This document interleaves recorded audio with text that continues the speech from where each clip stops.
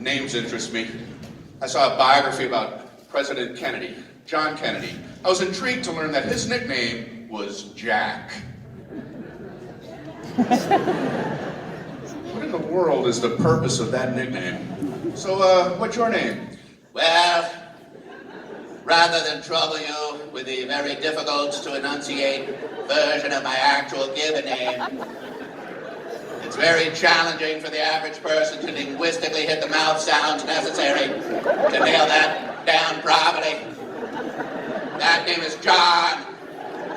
Don't even worry about that. I'm going to cut your break, and I'm going to allow you to call me much easier, much simpler, much looser.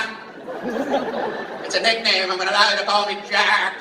Oh, thank you. Thank you, John. Thank you, John. Jack. Woo! That was easier. Thanks for cutting me a break, Jack. Thanks for cutting me a break. It's not my world. My sister's name is Marguerite. So, of course, her nickname is Peggy. No one on earth can connect the dots. When we were little kids, a new family moved in across the street. We ran over to meet our new neighbors, and this little girl said, "My name is Michelle, but you call me Michelle for short." Thanks for the time saver, Michelle.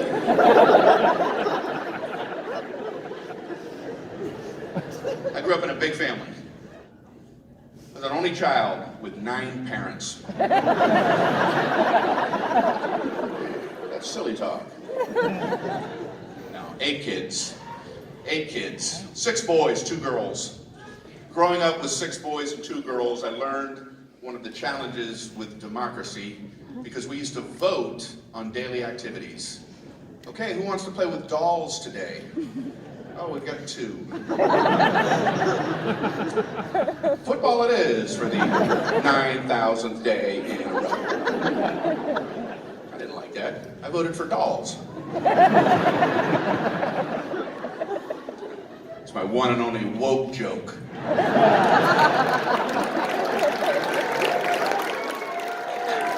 There's a memo going around. We all have to have one, so. Get out of the way.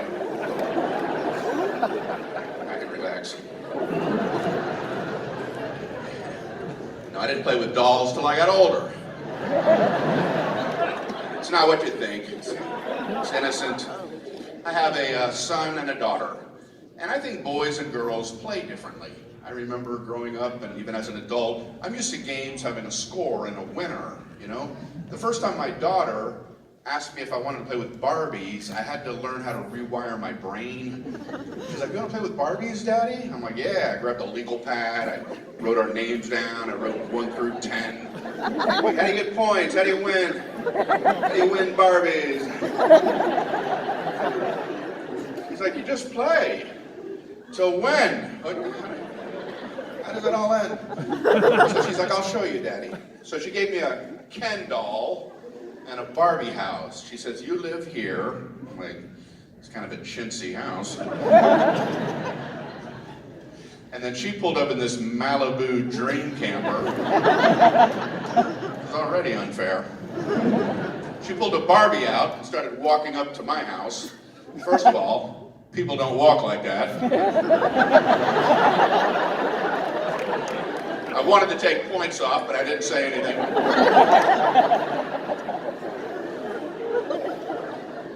She came up to my Ken and said, "Can I come to your pool party?" I'm like, "All right." I've got Barbie at my door asking if she can hang out by my pool. That's got to be worth 1,000 points. I sure am having a pool party. She says, "I'm going to go get all my friends." I'm like, "I win!"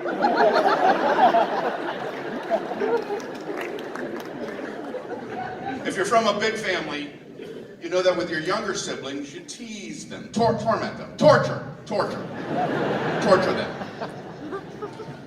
It's not right, it's just natural. If something happens to you, it's got to go somewhere, you know. I was 4th out of 8. An older brother would come up, Oh.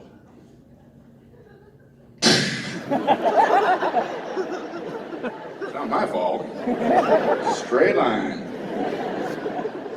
Our youngest brother, Terry, I don't know how he survived. He's the only one in our family with red hair. Red hair is amazing. It's wonderful. It's interesting. It's unique. Well, we weren't going to tell him that. So we told Terry we found him in a trash pile being raised by cats. And he would say, "You did not," and we would go, "How could we make that up? How could we make that up, Terry?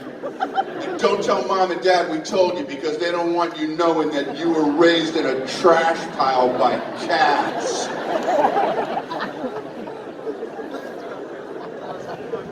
Don't worry, it gets worse. We told Terry there are 9 kids in our family. We told him we have an older brother named Joe who didn't like Terry when he was born. So Joe moved to Australia. One of us had access to a globe.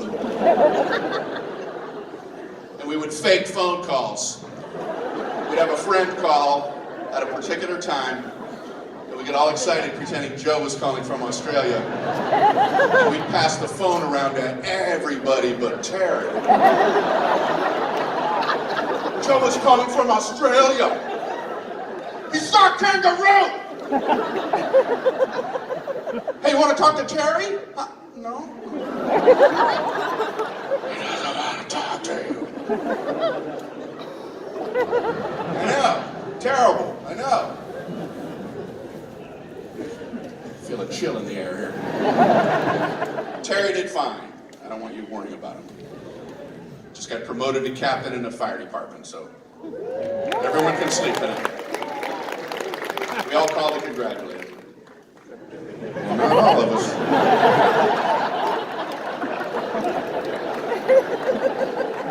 Joe didn't call you?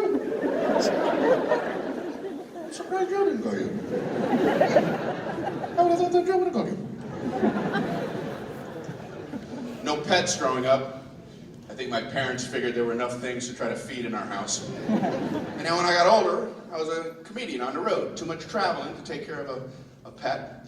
I know pets are beautiful. I know people have wonderful feelings about their pets.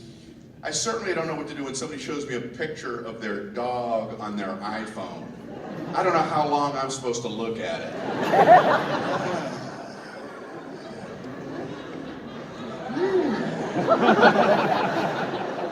Yeah, it is a dog, all right. Look at that thing. Okay, was that sufficient? What do you need from me? Why am I looking at that? What's the purpose of me looking at that picture? I know pets are cool. I want my kids to experience the joy of pets, but I need a pet that's conducive for all of our travel. So we're in a pet shop, and I was looking at a bird, beautiful bird, like a cock-a-doodle. I thought maybe we could have this. So I asked the pet shop manager to come over. I said, I've got some questions about this bird. He said, go for it. I said, how long can this bird live without food? He goes, what kind of question is that? Like, well, I want to do the right thing here, so I'm wondering how long can I neglect this? He said, you don't need to worry about it because I'm not going to sell you this bird.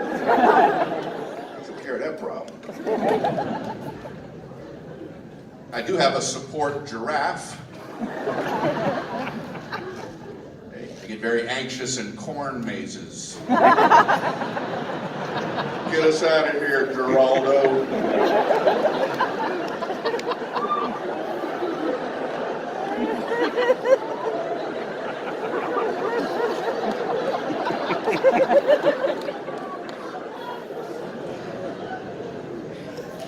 I joke about having pets. I had a carpet guy over. He's on the ground rolling out a carpet. So he turns and goes, I forgot to ask, I need to know, do you have any pets in your home? So to be funny, I said, I've got a baby hippo. Thinking, haha. This guy he didn't do anything for like 5 seconds. And then he goes, "You got a gate?"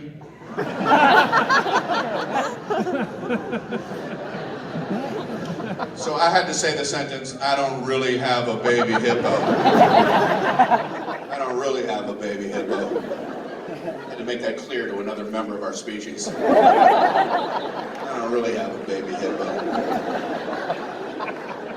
I don't really have one.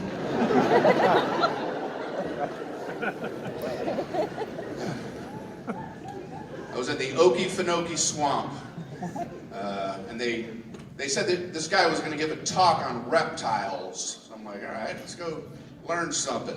Sitting on these big wooden planks. This guy walks in, holding cages, wearing khaki, ponytail, plops the cages down.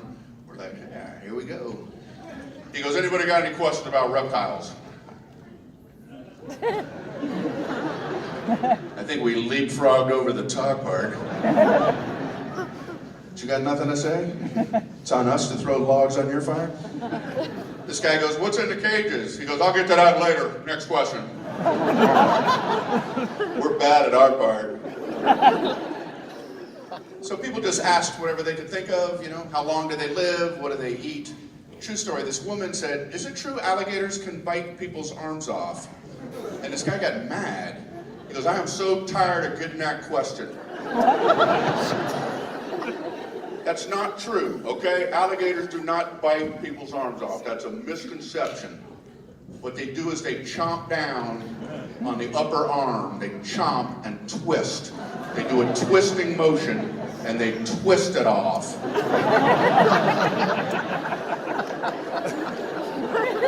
I told you. I want to be disparaging to alligators.